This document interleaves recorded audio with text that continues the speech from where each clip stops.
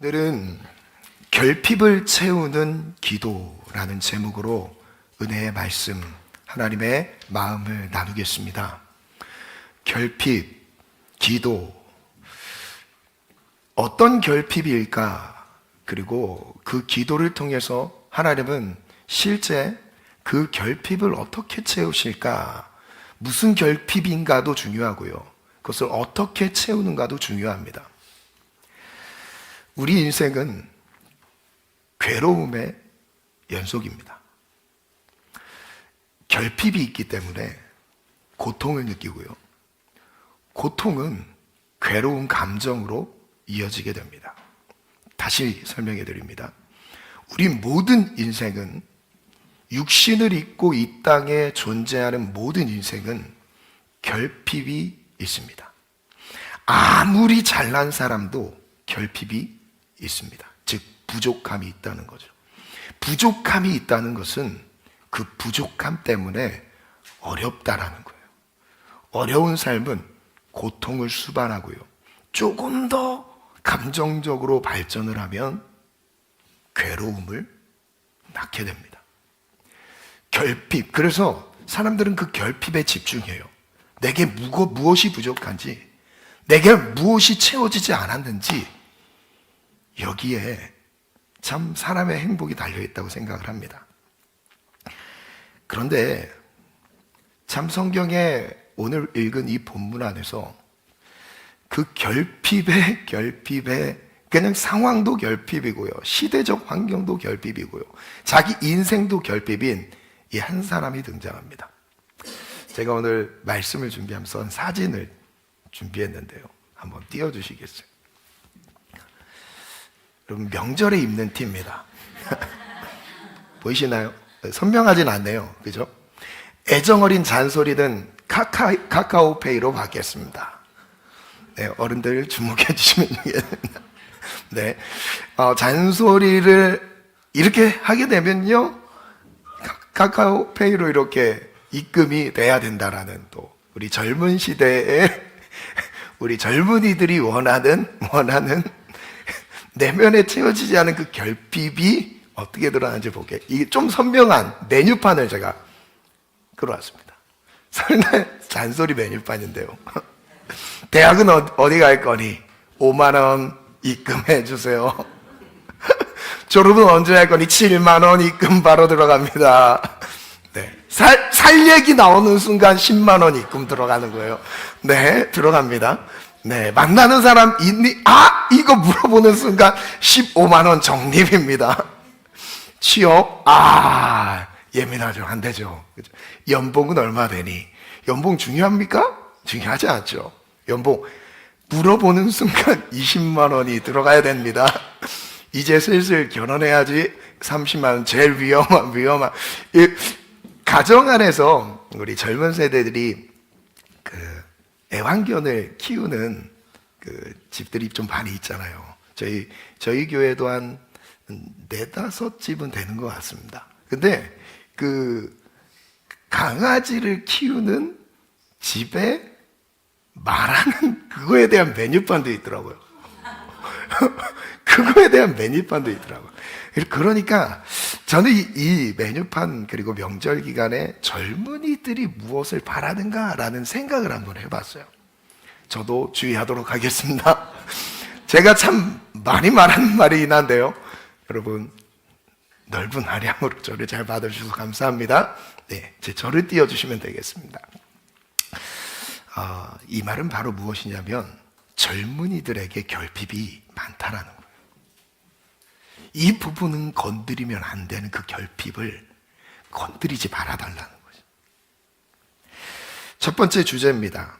결핍두성이 인생입니다. 모든 사람이 결핍이 있다고 전제해드렸습니다.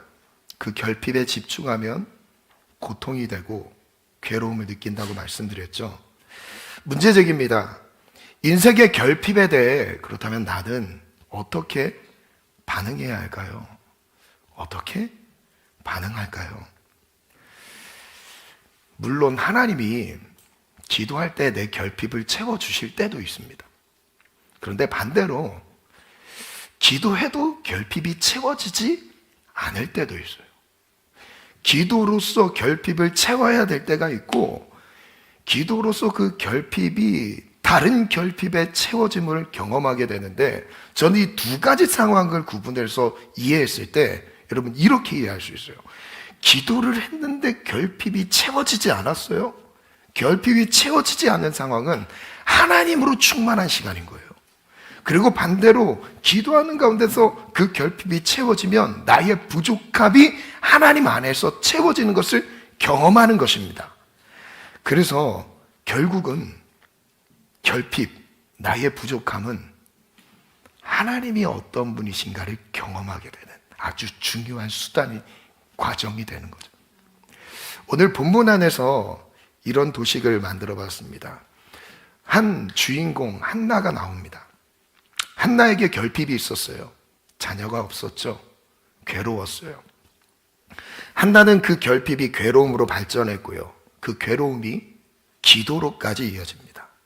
그런데 하나님은 그 기도를 응답하셨습니다. 근데 그 응답은 개인에 대한 소원 성취로만 머물러 있지 않고 그 기도 응답을 통해 사무엘이라는 선지자, 마지막 사사 선지자를 출산하게 하는 하나님의 은혜를 경험하며 이스라엘 구원을 얻게 되죠. 그 시대적인 배경을 한번 볼게요. 배경을 한번 이해해 보겠습니다. 한나가 경험한 그 결핍의 상황이 어떤 상황인지를 한번 볼게요. 시대적 한번 띄워주시겠어요? 둘로 나눠봤습니다. 한나의 결핍을 한번 이해해 볼게요. 왜냐하면 이 한나가 기도를 했다라는 것도 중요한데 한나가 어떤 상황에 있었는가를 먼저 알아야 돼요. 그래서 이 한나가 어떤 상황에서 기도했길래, 어떤 상황에서 하나님의 응답이 필요했길래 기도했다는 거죠. 시대적 결핍을 한번 볼게요. 첫 번째는 절망적인 지역입니다. 절망적인 지역이에요. 이 부분을 조금만 더 설명해. 에브라임 산지라는 이 절망적인 지역을 배경으로 하고 있습니다. 배경이. 그리고 두 번째는 영적 리더가 없는 시대였습니다. 제사장이 타락한 시대였어요. 하나님과 백성을 중재하고 예배를 이끌어가야 할 제사장이 간음하고 있고 음행을 행하고 있고 성수전 수중 두는 사람과 잠자리를 같이 하고 있었고요. 헌금을 챙겨서 자기 이득을 보고 있었습니다. 이 시대적인 상황이었어요. 이런 시대적인 리더가 없는 상황 속에 개인의 신앙이 세워지는 것 쉬울까요? 두 번째, 개인적인 결핍인데요. 세 번째 결핍은 영적인 고통입니다. 하나님이 도와주지 않는 거예요. 하나님이 태를 막으셨다고 말씀하셨습니다. 성경에 분명히 좀 이따 읽겠지만 말씀 안에서 뭐라고 기록하셨냐, 하나님이 그의 태를 막으셨다고 하셨어요. 자녀를 하나님 허락하지 않으셨던 거예요. 한나는 이해가 되지 않습니다. 내가 뭘 잘못했길래, 내가 하나님 앞에 어떤 죄인이길래, 내가 뭘 잘못했길래, 나보다 악하게 사는 사람들은 왜 잘 되지? 이해할 수 없는 일들이 벌어져요. 누구나 다 평범한, 내가 특별한 뭔가를 원하는 것도 아니었어요. 그냥 평범한 은혜였어요. 평범한. 그런데 그것도 주어지지 않았던 인생이 한나였습니다. 그리고 마지막 네 번째는 관계적인 고통까지 있었어요. 자기를 공격해오는 적수라는 표현을 씁니다. 분인나가 있었죠. 첫 번째 이유인데요. 절망적인 지역. 왜 절망적인 지역이었나? 사무엘상이 시작되는 사무엘상 1장의 그 배경은 너무 어둡습니다. 말씀 띄워주세요. 너무 어두워요. 왜 어두우냐면 사무엘상 1장 1절 볼게요. 에브라임 산지라고 표현하고 있습니다. 그 지역이 어디라고요? 에브라임 산지였어요. 이 에브라임 산지라는 이 배경 안에서 이야기가 새롭게 시작되고 있는 분위기예요. 근데 여기가 어디냐면 사사기 17장부터 27장을 배경하는 지역이에요. 다시요. 사사기 17장과 17장에서 21장까지의 내용은 어느 정도로 혼탁한 시대를 보여주냐면 그 안에는 제사장, 비롯한 레위 지파 자체가 자기 직무가 무엇인지를 분별하지 못하는 시대입니다. 지금으로 말하면 예배를 인도해야 되는 구별된 사람인 거죠. 그 사람이 자기 이익에 따라 예배 인도를 하고 있어요. 자기의 이익에 따라 자기 이익을 보면서 예배 인도를 하고 있는 거예요. 진짜 세상의 말세가 언제이냐면요, 그리스도인들이 예배의 삶을 살지 않았을 때입니다. 목회자들의, 사역자들의, 하나님 앞에 자신의 삶을 드렸다고 말하는 사람들의 삶이 무너지면 그게 말세인 거예요. 세상에게 하나님이 우리에게, 세상 사람들에게 거룩을 요구하지 않습니다. 거룩을 요구하는 것은 교회 안에 있는 사람들, 그 중에서도 사역자들인 거죠. 목회자들인 거예요. 지금으로 말하면 그렇습니다. 당시 제사장들입니다. 에브라임 산지에 미가라는 사람이 있었더니, 산지를 배경으로 하고 있죠. 19장, 이스라엘의 왕이 없을 그때에 어디에요? 에브라임 산지 구석에 거류하는 어떤 레위인. 이곳에선 이제 그 갈등이 너무 심화되다 보니까 어느 정도로 발전하죠? 전쟁까지 일어나. 살인 나서 막 그 강간이 일어나고 막 살인이 일어납니다. 그래서 첩이 강간당하고 살인 토막을 내서 12지파에 막 보내잖아요. 이게 있을 수 없는 일이 이스라엘 지파 가운데서 벌어졌어요.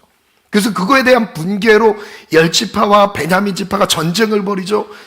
베냐민 지파가 완전 다, 남자들이 다 죽어갔습니다. 딱 600명만 남았어요. 2만 명 이상이 다 죽었어요. 한 지파가 멸종 위기에 몰렸습니다. 그 정도로 사사기는 암흑의 끝을 달리고 있었던 시대였어요. 그 지역이 어디였다고요? 에브라임 산지. 왜 굳이 하나님은 다른 장소도 많았을 텐데 정말 지역이라고 하면 은혜될 만한 지역이 많잖아요. 베델, 여러분 다들 잘 아는 베델, 길갈, 유명한 지역이 많잖아요. 근데 왜 굳이 살인이 일어나고 전쟁이 일어났던 그 지역에서 이야기가 시작되었을까요? 여러분, 우선 예수님의 구원의 시작은 절망에서부터 시작됩니다. 모든 사람이 다 끝났다라고 말하는 거기서부터 예수님은 시작하세요. 내 삶의 모든 것을 다 포기하고 나 할 수 없어, 나 인생은 이제 소망이 없어, 난 모든 것을 포기하고 싶어. 그때가 예수님을 만날 때인 거죠. 그 다음 한번 띄워주시겠어요? 두 번째 이유, 리더의 타락입니다.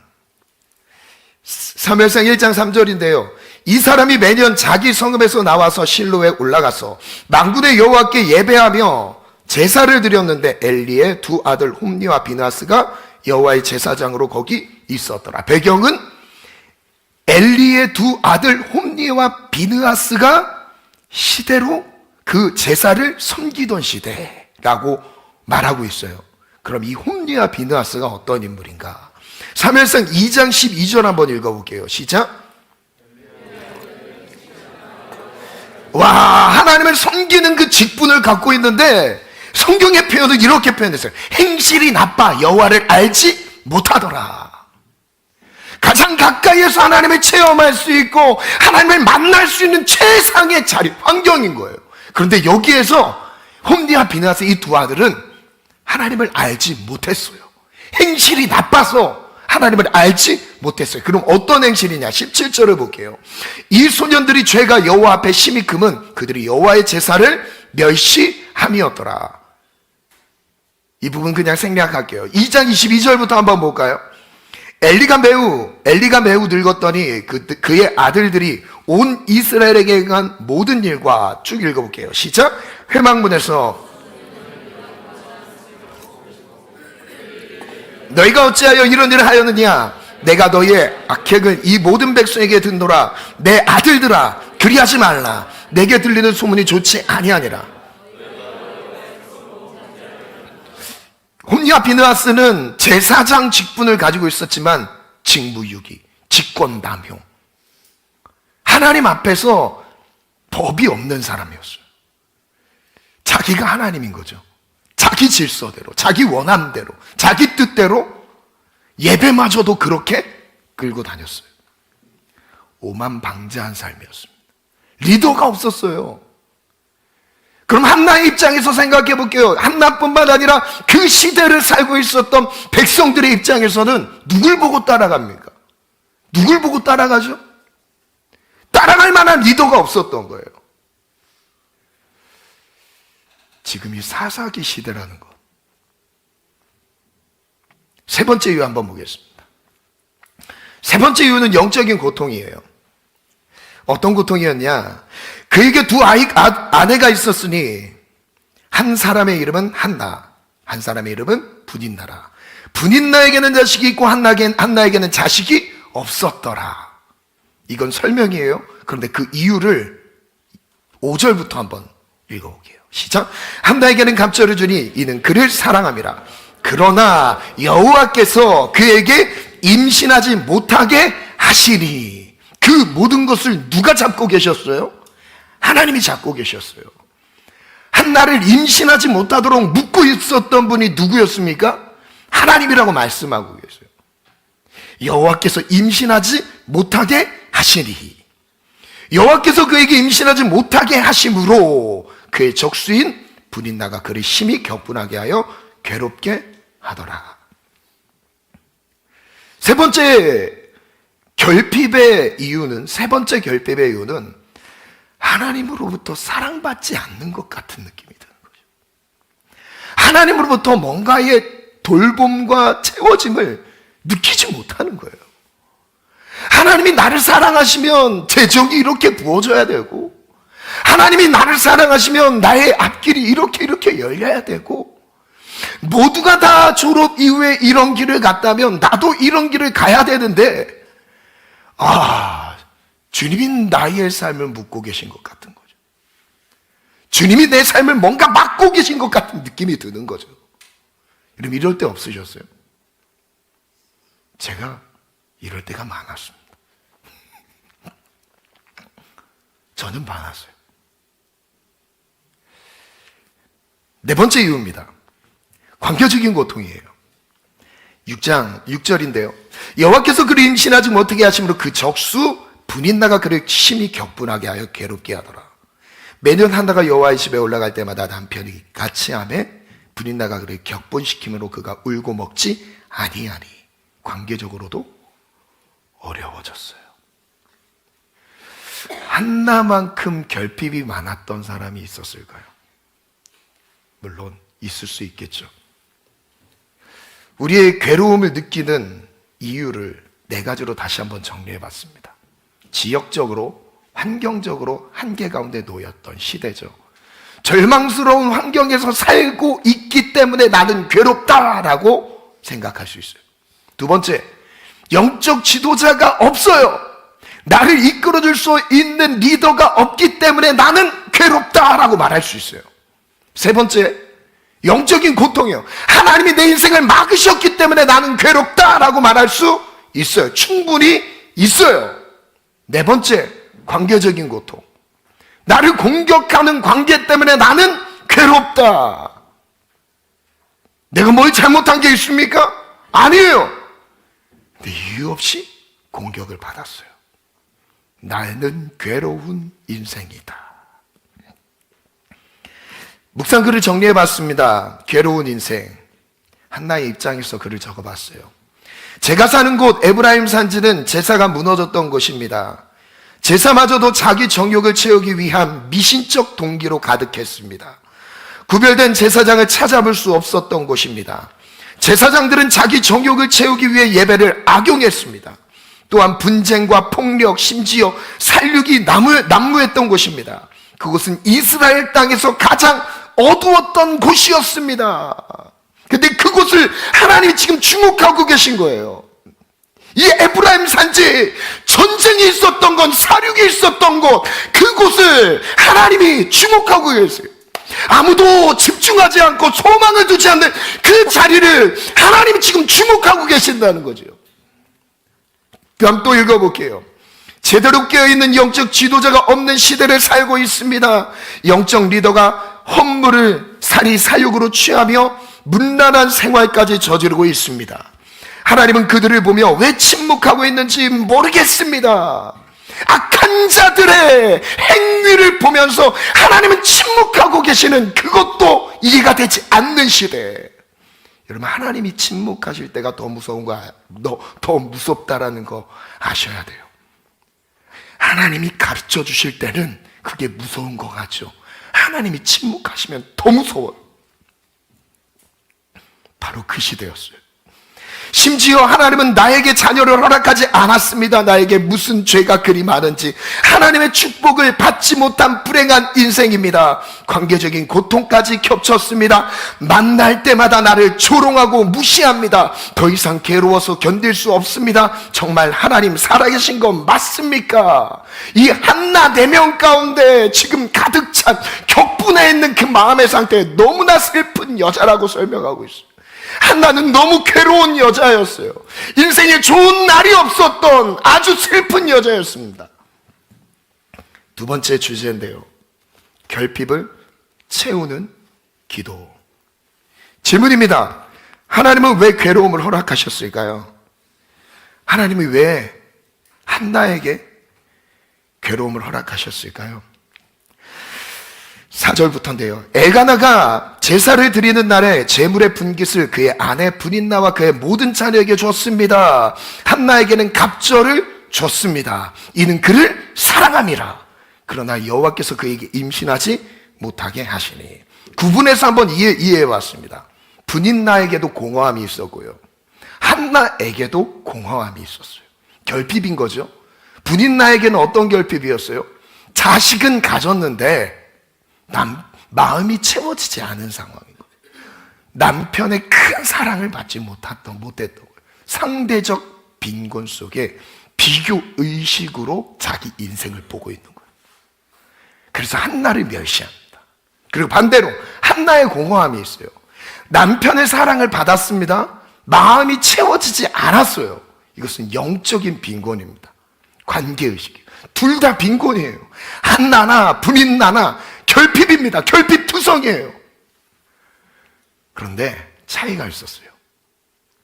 이 축복받지 못한 상황을, 괴로운 마음을 하나님께 올려드립니다. 6절부터 다시 한번 볼게요. 6절부터 8절인데요. 한나의 고통을, 여호와께서 그에게 임신하지 못하게 하심으로 그의 적수인 브닌나가 그를 심히 격분하게 하여 괴롭게 하더라. 매년 한나가 여호와의 집에 올라갈 때마다 남편이 그같이 하매 브닌나가 그를 격분시키므로 그가 울고 먹지 아니하니. 그의 남편 엘가나가 그에게 이르되 한나여 어찌하여 울며 어찌하여 먹지 아니하며 어찌하여 그대의 마음이 슬프냐. 내가 그대에게 10아들보다 낫지 아니하냐 하니라. 이렇게 설득했어요. 야, 브닌나가 10명의 아들을 낳았어도 나는 너 하나면 충분해. 남편의 사랑을 그렇게 받았어요. 그런데 그걸로 채워지지 않는 거예요. 그런 위로도 채워지지 않는 거예요. 왜 채워지지 않았냐면 하나님으로부터 받은 사랑이 아니기 때문에, 하나님으로부터 받고 싶은데, 하나님으로부터 관심을 받고 싶은데 이게 채워지지 않는 거예요. 하나님은 한나의 임신을 막으셨습니다. 한나는 하나님으로부터 사랑이 느껴지지 않아서 괴로웠습니다. 하나님은 왜 한나의 임신을 막으셨을까요? 하나님은 한나를 큰 괴로움으로 몰아가셨습니다. 다시요. 하나님은 한나를 큰 괴로움의 코너로 몰아가셨습니다. 뭐 할 수밖에 없도록요, 기도할 수밖에 없는 상황으로 몰아가셨습니다. 한나는 괴로운 마음을 가지고 하나님 앞에 나아갔어요. 그 기도하는 장면을 한번 읽어볼까요? 1장 10절인데요. 함께 읽겠습니다. 시작. 한나가 마음이 괴로워서 여호와께 기도하고 통곡하며 소원하여 이르되 만군의 여호와여, 만일 주의 여종의 고통을 돌보시고 나를 기억하사 주의 여종을 잊지 아니하시고 주의 여종에게 아들을 주시면 내가 그의 평생에 그를 여호와께 드리고 삭도를 그의 머리에 대지 않겠습니다. 한나가 하나님 저에게 아들을 주세요, 저에게 아들을 주세요 이 기도를 하는데, 만약 이것이 하나님부터 하나님께서 허락하신다면 하나님께 드리겠습니다라고 고백을 했습니다. 자기에게 아들이 진짜 필요한 게 아니라 하나님으로부터 오는 사랑이 필요했던 거예요. 진짜 아들이 필요했으면 그냥 아들 내가 키우면 되는 거잖아요. 서원을 할 필요가 없잖아요. 하나님 앞에 드린다라는 고백은 무엇입니까? 하나님으로부터 사랑을 받고 싶은 거예요.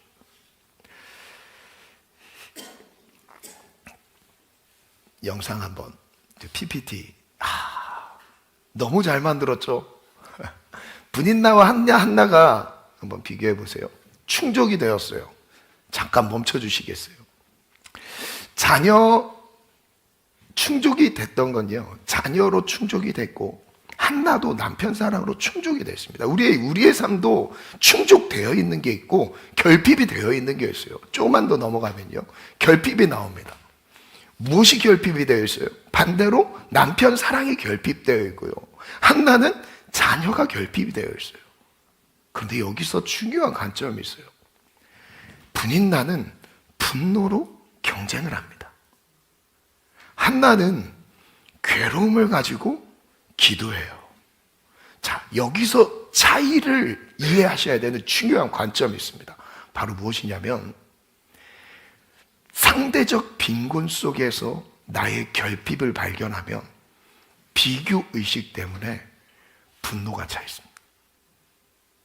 반대로 이 같은 상황이어도 이것을 영적인 빈곤으로 느끼면서 관계의식 가운데서 하나님이 채워주셔야 되는 관계 중심으로 접근을 하면 이게 무엇이 된다고요?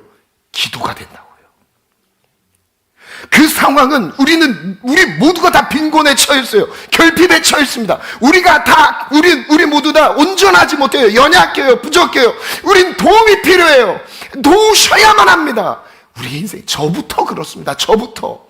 우리 모두가 다 그래요. 그런데 똑같은 상황이어도 그 나의 상황을 어떤 관점으로 바라보느냐에 따라서 기도하는 사람이 있고, 그 상황을 분노의 게이지로만 갖고 있는 사람이 있다는 거예요. 여러분, 기도하시길 원해요.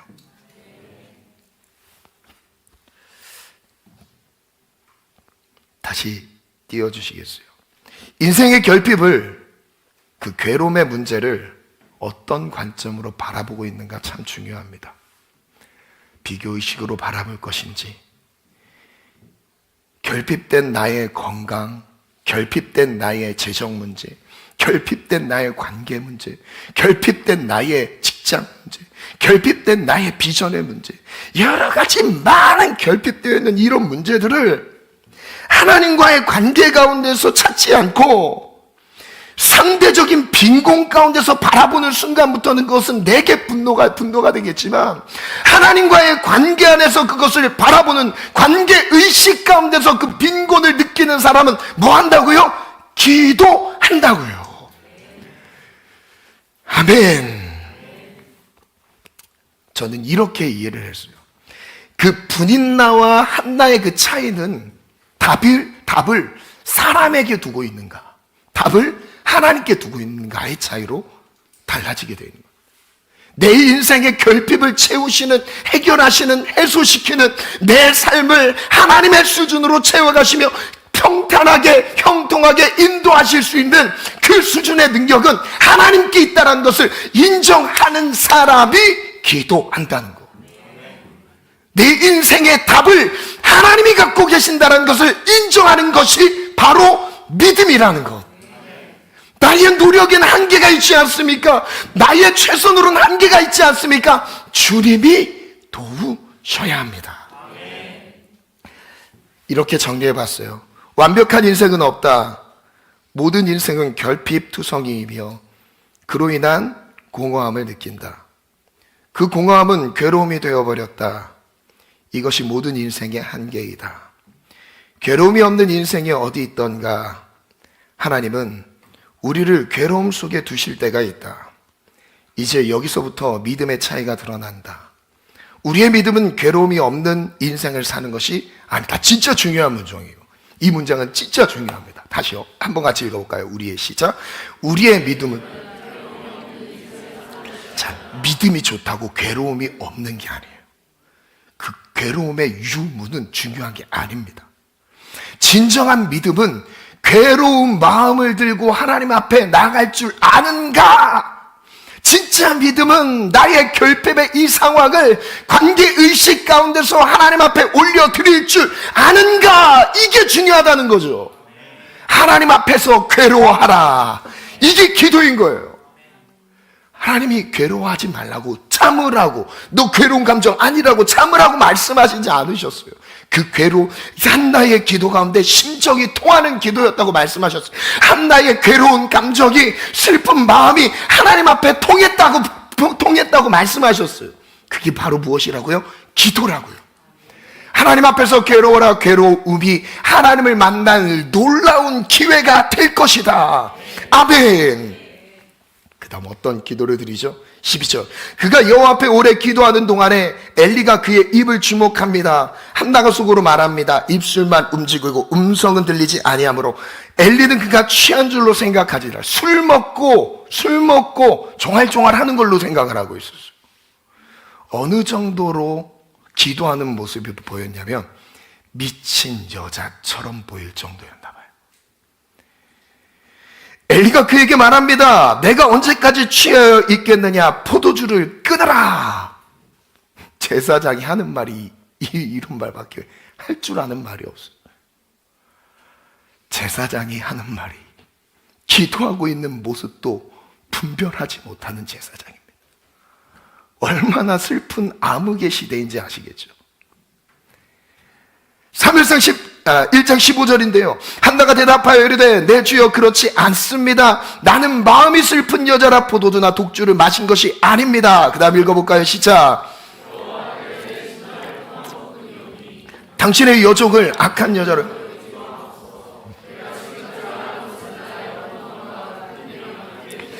한나가 슬픈 여자라라고 소개를 하고요. 자기 스스로 이렇게 말합니다. 내 심정을 하나님 앞에 통한 것뿐입니다. 나는 원통함과 격분함이 내 안에 분노가 너무 많습니다. 저는 너무 슬픈 삶입니다. 저는 마음에 채워지지 않는 분노와 결핍투성입니다. 이 자신의 연약함들을 말하고 있어요. 우리의 모습 아닐까요? 나는 괜찮으십니까? 우리의 마음은 괜찮으십니까? 기도의 응답에 순서가 있습니다. 기도의 응답에 순서가 있어요. 기도의 응답은 내 기도를 하잖아요. 그러면 바로 현상이 바뀌는 게 아닙니다. 응답이 우리에게 주어지는 첫 번째 순서는 무엇이냐면 하나님이 임하세요. 그러니까 하나님이 임했을 때 나타나는 내적인 변화가 평안입니다. 이해가 되시죠? 왜 마음의 평안을 통해서 응답 여부를 확인하잖아요. 그러면 그 마음의 평안을 자기 주관적으로 평안을 해석하는 그게 아니라 하나님이 내 삶에 주관하셔서 하나님이 첫 번째 응답은 하나님이 임하시는 거예요. 하나님과의 끊어진 관계 가운데서 하나님과 소통이 이루어지는 게 응답인 거예요. 하나님과 멀어져 있던 다른 방향으로 가고 있던 내 삶의 방향을 돌려서 하나님과 연합을 이루는 게 응답인 거예요. 아멘. 저를 따라 다시 한번 고백해 볼게요. 응답은 하나님을 만나는 것입니다. 하나님을 만날 때에, 하나님의 영이 임할 때에 세상이 줄 수 없는 평안이 임합니다. 그 평안이 첫 번째 응답이에요. 그것을 한번 볼게요. 17절인데 엘리가 대답하여 이르되 평안히 가라. 이스라엘에 하나님이 내가 기도하여 구한 것을 허락하시기를 원하노라. 엘리가 얘기했죠. 그리고 18절 어떤 일이 벌어져요? 시작. 이르되 당신의,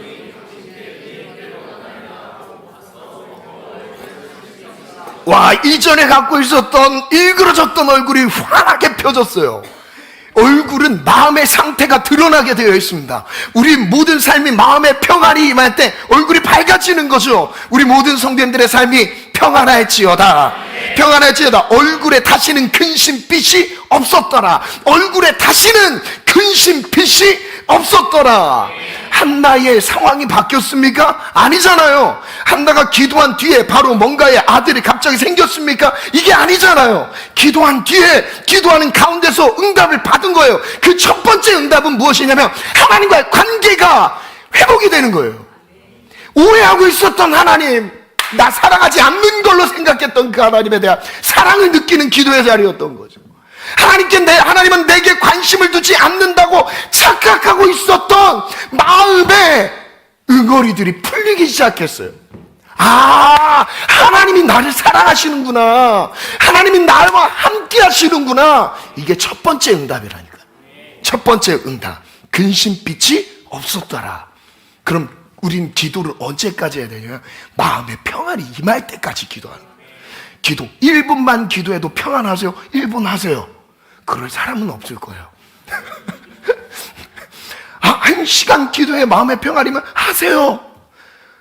근데 저는 5분 이상 기도하면 그 마음의 평안이 막 너무 용솟음 칩니다. 엄청난 신의 경지에 이르신 분들입니다. 육신을 가고 저도 못하는 것들을 이렇게 잘하고 계시. 언제까지 기도하냐면 마음의 평안이 임할 때까지. 두 번째 응답인데요, 19절에 20절이에요. 그들이 아침에 일찍 일어나 여호와 앞에 경배하고 돌아가 라마의 자기 집에 이르니라. 엘가나가 그의 아내 한나와 동침하며. 그 다음 읽어볼게요. 시작. 여호와께서 그를 생각하신지라. 여호와께서 한나의 그 원통한 격분했던 그 마음, 슬픈 마음을 생각하신지라. 하나님 앞에 기도로 나갔던 것을 하나님이 생각해 주신대요. 하나님이 기억해 주신대요. 그래서 우리의 울부짖음에 대해서 하나님은 외면하지 않으십니다. 외면하지 않으세요. 아멘. 그 다음 읽어볼까요? 시작. 한나가 임신하고 때가 이르매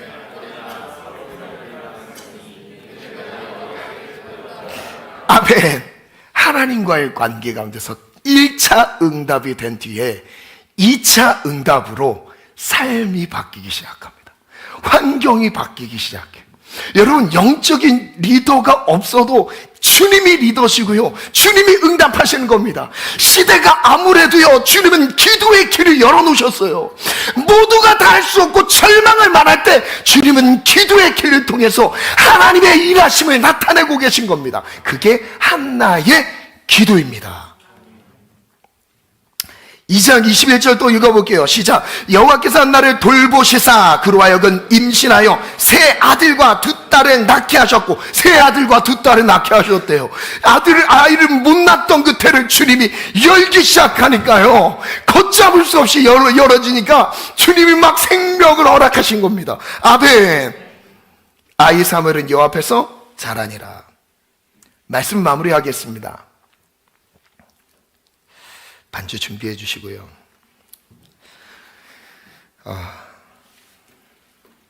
저는 오늘 한나의 기도를 보면서 마지막 예수님을 묵상을 했어요. 한나의 결핍된 상황을 생각해 볼게요. 4가지였어요. 시대적 결핍 4가지 기억하시죠? 지역도 최악이었죠. 에브라임 산지, 살인이 있었던, 전쟁이 있었던 거, 하나님이 주목하지 않는 거. 두 번째도 영적인 리더를 찾아볼 수 없는 암흑기. 다 타락했습니다. 다 타락했어요. 다 혼합주의에 쓸려가 있습니다.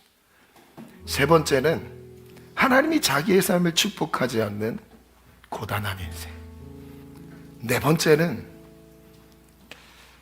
관계적인 충돌과 어려움으로 격분하고 있는 상태. 예수님은 어디에 매달리셨죠? 골고다, 십자가, 해골의 곳이라는 곳으로 갔습니다. 그것은 저주받은 곳이에요. 예수님이 십자가 매달렸던 그 자리는요, 많은 사람들이 주목하는 그 축복이 임하는 곳이 아니었습니다. 저주의 상징, 죽음을 상징하는 것. 골고다. 예수님 그런 십자가의 형태를 매달리셨어요. 예수님께서 그 사역하셨던 매달리셨을 때에 종교 지도자들이요, 앞장서서 예수님을 죽였습니다. 앞장서서 예수님을 핍박했어요. 하나님으로부터 버림받았던 것 같은 예수님의 고백이 있지 않습니까? 엘리 엘리 라마 사박다니, 나를 버리셨습니까? 어찌하여 나를 버리셨습니까? 하나님으로부터 지금 뭔가의 응답을 받지 못한 단절된 상태. 예수님 마지막 수많은 사람들이 예수님을 창으로 찌르고 침 뱉고 모욕하고 조롱합니다. 그 예수님의 십자가의 모습이었어요. 예수님의 절규는 거기에서 시작됐습니다. 예수님의 울부짖음은 그 십자가에서 절정을 이뤘습니다. 모든 소망이 다 끊어진 그 자리에서 예수님은 부르짖기 시작하셨습니다. 그리고 그 기도를 통해 우리에게 생명을 허락하셨습니다.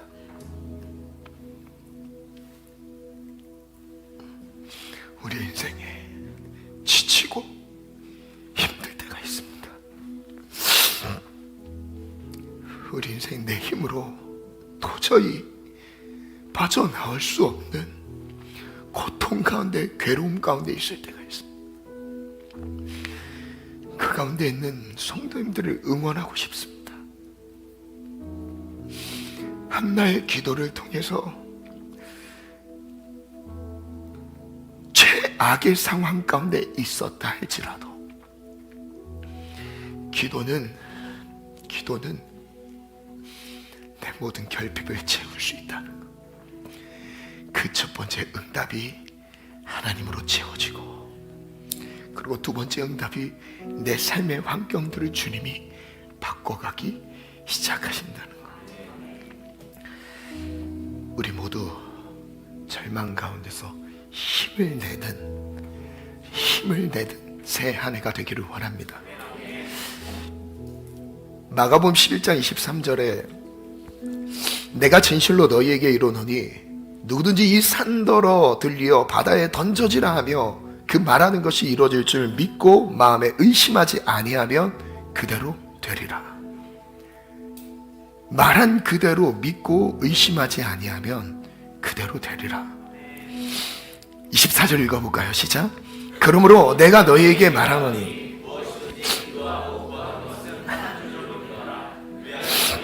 저를 따라 선포해볼게요. 무엇이든지 기도하고 무엇이든지 기도하고 구한 것은 받은 줄로 믿으라. 무엇이든지 기도하고 구한 것은 받은 줄로 믿으라. 그리하면 너희에게 그대로 되리라. 그리하면 너희에게 그대로 되리라. 우리의 모든 결핍을 아시는 주님, 때로는 우리에게 결핍된 그 상황을 허락하시어서 한나에게 태를 닫으시고 막아두셔서 출산하지 못하게 하신 그 이유가 무엇이었습니까? 한나의 부르짖음 기도 가운데 하나님과 연결되길 바라고 계셨던 거예요. 아무도 찾지 않는 그 시대 속에, 암흑길 속에 한 사람의 기도를 듣고자 한나의 기도로 부르셨던 거였습니다. 그 한나의 기도는 시대를 살리는 기도였습니다. 그 한나의 기도는 자기 영혼을 살리는 기도뿐만 아니라 그 시대를 살리는 기도가 되었습니다. 오늘 우리의 기도가, 우리의 모든 결핍 가운데 드리는 기도가 내 영을 소생할 뿐 아니라 시대의 암흑을 깨치는 오늘 그런 기도가 되기를 원합니다. 빌립보서 4장 6절 같이 선포합니다. 시작.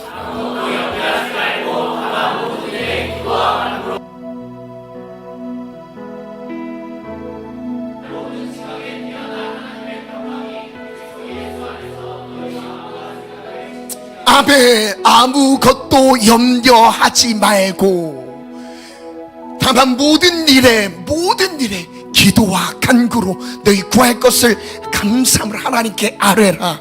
감사함으로 하나님께 아뢰라. 기도죠.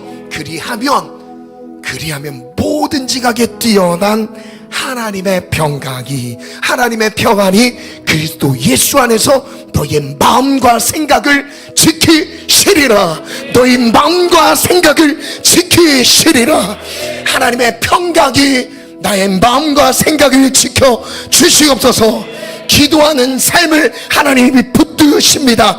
오늘 우리의 간절한 간구 가운데, 격분한 상황 속에, 인생의 원통함 가운데, 괴로움 속에 드리는 기도여도 좋습니다.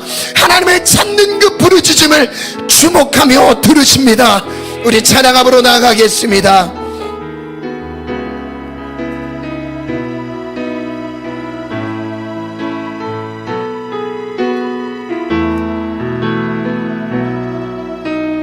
나를 깊은 어둠 속에 홀로 두시는지, 어두운 밤에 왜 그리 길었는지, 나를 고독하게, 나를 낮아지게 기댈 곳이 없게 하셨네.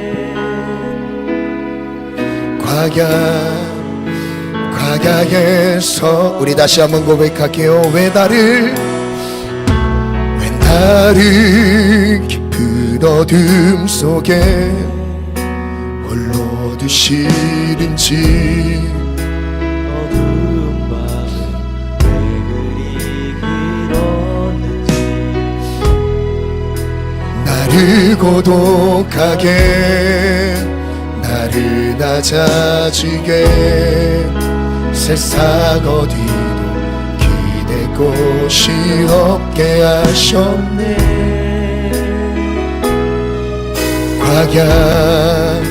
광야에 서 있네.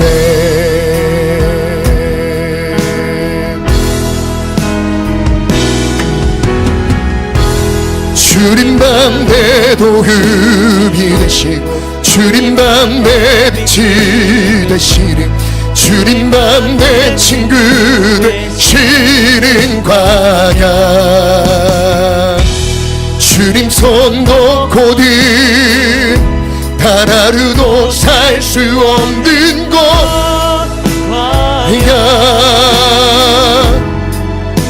광야에 서 있네. 왜 나를 깊은 어둠 속에 홀로 두시는지, 어두운 밤이 왜 그리 길었는지, 나를 고독하게, 나를 낮아지게 세상 어디도 기댈 곳이 없게 하셨네.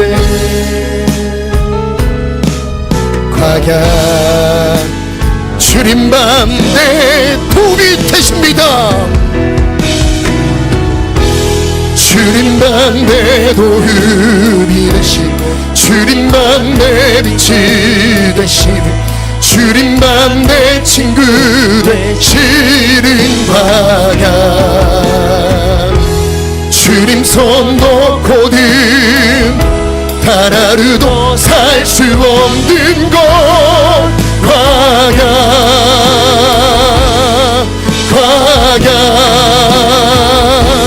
주께서 나를 사용하시고, 나를 더 정결케 하시려 나를 택하여 보내신 그곳 광야. 성령이 내 영을 다시 태어나게 하는 곳 광야.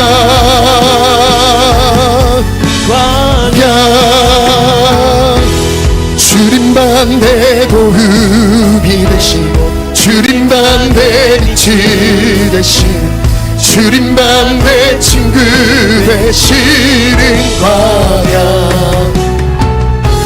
주님 손 놓고는 단 하루도 살 수 없는 곳 광야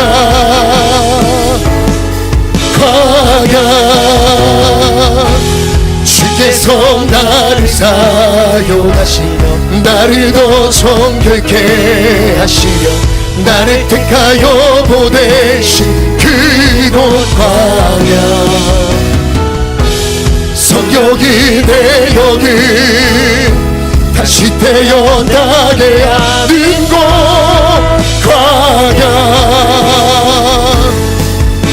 광야에서 내 자강 산산이 깨지고 높아지려 했던 내 주님 앞에 내려놓고 오직 주님 뜻만 이루어지기를 나를 통해 주님만 드러나시기를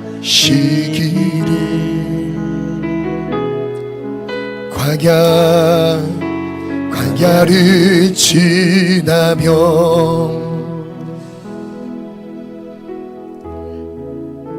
우리의 결핍 하나님은 우리의 인생에 완벽하게 채워주시는 분이 아닙니다. 결핍 가운데서 하나님을 찾으며 하나님과 함께 가는 삶이 되기를 원하십니다. 우리는 그 결핍 가운데 고통을 느끼고 괴로움을 느낄 때가 많습니다. 오늘 한나의 기도를 기억하며 하나님 앞에 우리의 슬프고 괴로운 마음을 통하는 기도가 되기를 원합니다. 우리 첫 번째 기도 제목을 믿음으로 선포하겠습니다. 나의 인생에도 결핍이 많습니다. 그 부족함이 괴로움 있습니다. 하지만 인생의 괴로움을 가지고 하나님 앞에 나아가길 원합니다. 괴로움이 기도가 되길 원합니다. 결핍을 통해 하나님을 얻길 원합니다. 하나님으로 채우길 원합니다. 오늘 이것을 기억하면서 하나님 앞에 말씀을 기억하면서 주님을 찾고 간절히 한번 기도하겠습니다. 한나의 통하는 기도, 하나님의 통한 기도, 하나님 우리의 울부짖는 기도, 마음의 모든 격분함을 하나님 앞에 아뢰는 기도. 괴로움이 없는 것이 믿음이 아닙니다. 괴로움을 가지고 하나님 앞에 나아가는 것이 믿음이란 것, 하나님 이것을 기억하며 우리가 기도하길 원합니다. 우리 주님 찾고 기도합니다. 주여, 주여, 주여.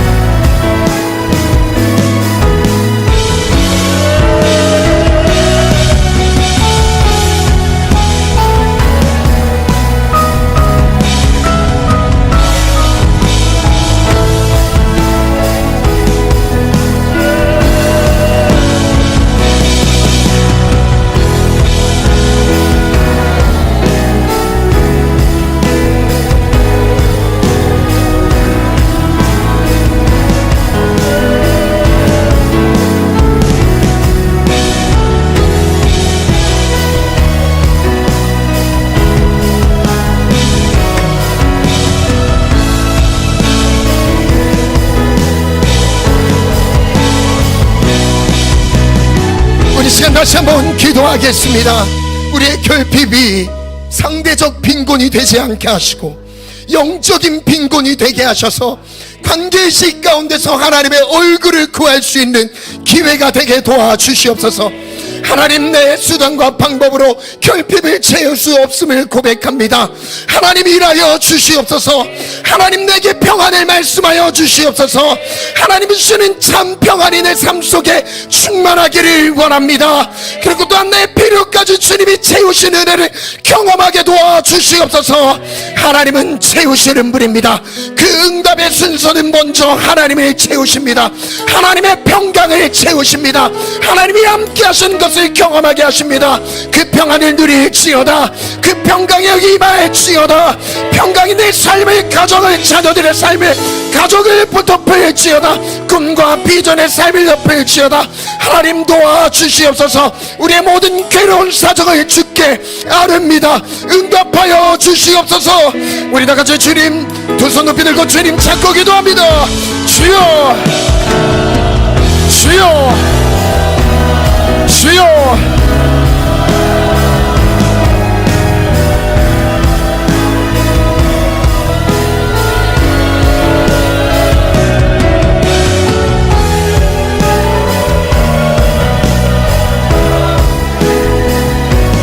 상대적 빈곤 아닙니다. 나의 빈곤은 영적 빈곤이어야 됩니다. 하나님 안에서 채워야 합니다. 먼저 하나님을 채우고 하나님께서 나의 모든 필요를 돌보시는 은혜, 하나님께서 여호와께서 생각하신지라, 여호와께서 나의 기도를 생각하신지라. 주여, 주여.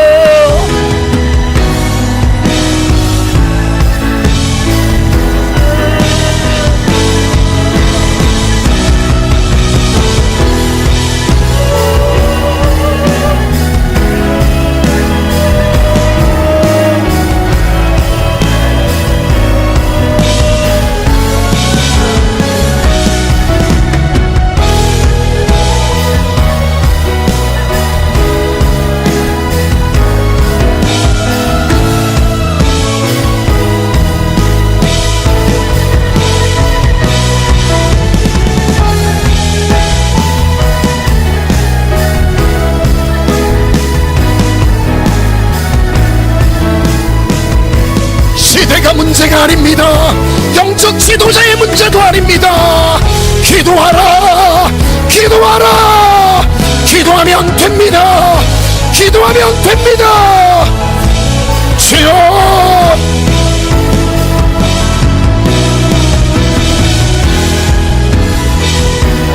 장소와 지역의 문제도 아닙니다. 하나님, 나의 심정이 통하는 기도, 그 기도를 듣고 일하십니다. 기도.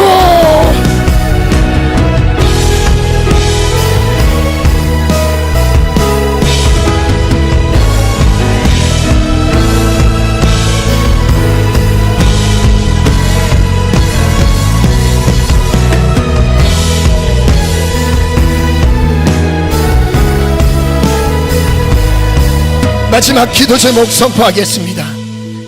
믿음으로 선포합시다. 시작. 비교 의식에 머물러 있지 않겠습니다. 지금 이 시대는 그 SNS 때문에 그냥 모든 젊은이들이 다 비교 의식에 묶여 있습니다.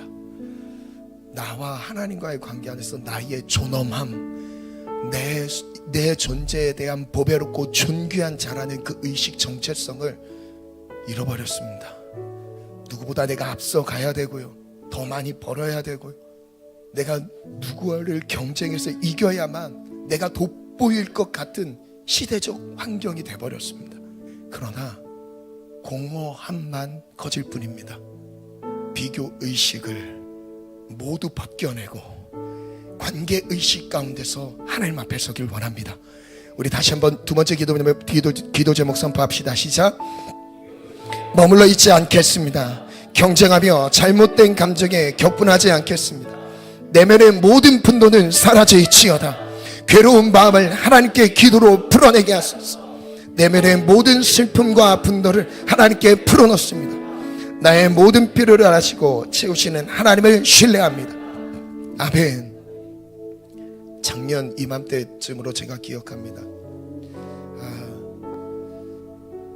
하루는 갑자기 집에 들어갔는데 심장이 너무 크게 뛰는 거예요. 너무 빠르게 크게 뛰는데 왜 이러지?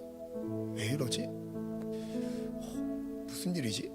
근데 이걸 주체할 수가 없는 거예요. 심장 막 뛰는 게. 그래서 막 두려운 마음이 막 저를 엄습해 오고, 그래서 안 되겠다 싶어서 아내한테 얘기하고, 너 갑자기 중보기도 좀 해줘. 그리고 저 이제 방으로 들어가서 기도에 들어가서. 근데 잠을 잘 수가 없는 거예요. 잠을 잘 수도 없고 잠도 오지도 않고. 그래서 그 새벽에 빨리 교회를 가서 기도하기 위해 앉았어요. 앉았는데 이 안에 너무 꽉 막히고 너무 힘든 그 꽉 찬 마음에 뭘로도 설명할 수가 없어요. 분노부터 시작해서 격한 감정들이 저를 막 집어삼키는데 가만히 있을 수가 없어서, 그때 이제 담임 목사님께서 강단에서 기도하고 계셨고, 저는 제 기도하는 자리가 좀 가까운 앞자리에서 기도하고 있었거든요. 제 기도 자리. 거기서 앉아서 막 고래고래 소리 지르면서 통곡을 했어요. 제가 진짜 무슨 일이 있는 사람처럼 미친 듯이 막 소리를 질렀어요. 기도 내용이 없어요. 기도 드리는 할 말도 생각나지도 않고, 그냥 답답한 마음 때문에 살고 싶어서 막 소리만 계속 질렀어요.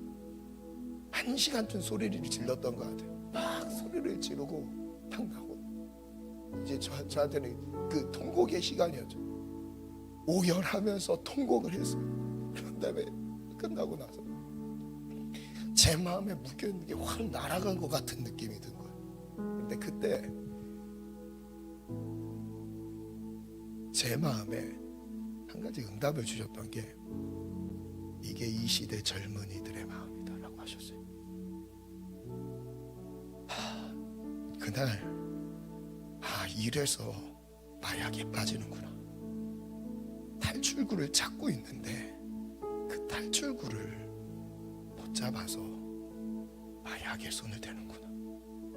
그걸 느꼈어요.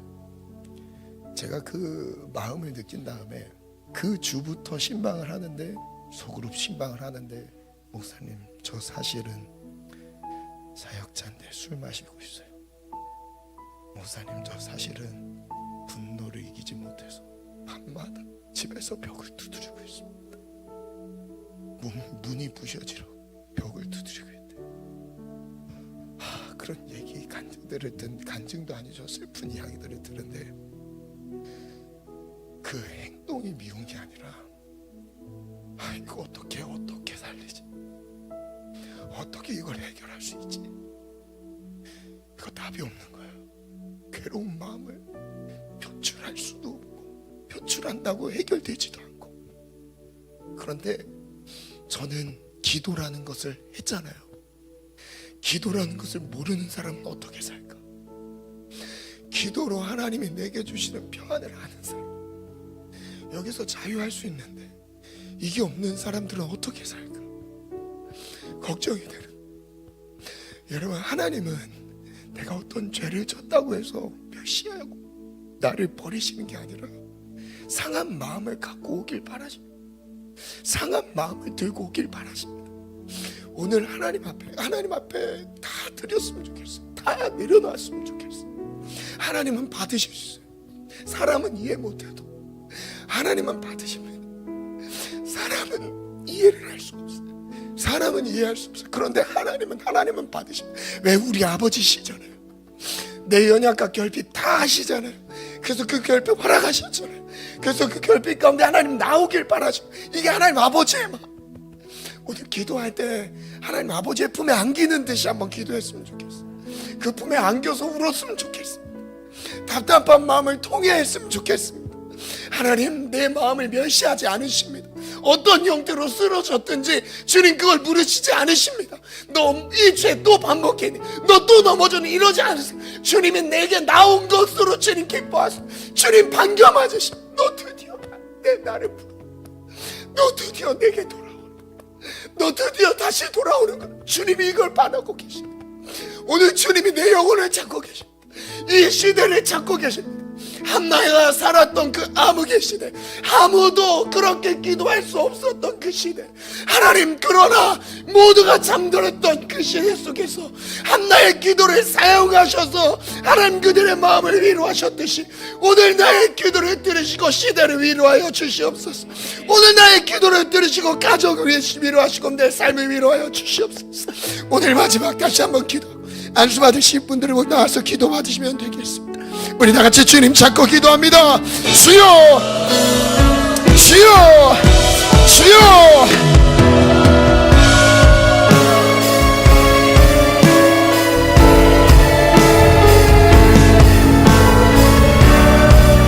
우리 하나님은 아버지십니다. 우리 하나님은 아버지십니다. 다시 나를 붙잡고 계십니다. 나의 영혼을 찾고 계십니다. 내게 나오라, 내게 나오라. 상하고 고란 마음 내게 나오라. 괴로운 심정을 내게 도와라.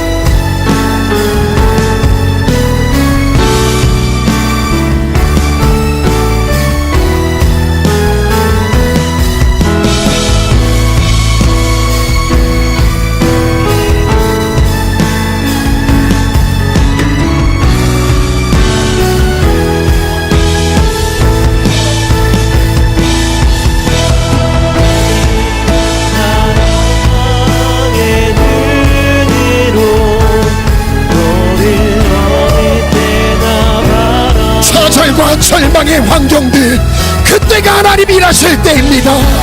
아무것도 할 수 없는 그때가 하나님이 말씀하실 때입니다. 하나님 나의 기도를 듣고 일하실 때입니다. 한나의 기도를 들으셨다. 그리고 일하신다. 응답하십니다. 주여, 응답하시리. 어느 곳에 있든지 주를 향하고 주만 바라보지라. 하나님 사랑의 뜻으로 너를 어느 때나 바라보시오. 하나님이 참 비로소 언제나 너에게 기울이시리.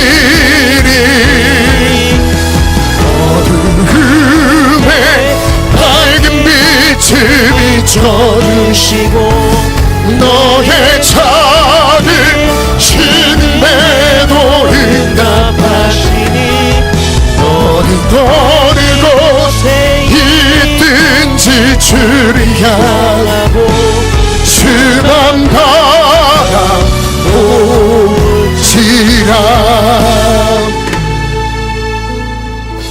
한 손에는 마음에 가슴에 손을 얹고 한 손에는 나의 생각을 축복하는 마음으로 머리에 손을 얹고 축복 기도하겠습니다. 인생의 결핍에 주목하느라, 집중하느라 고통이 커 보였고 괴로움이 커 보였습니다. 그러나 하나님은 그 불안한 부족한 환경을 통해서 하나님이 어떤 분이신지를 내 삶에 나타내고자 하십니다.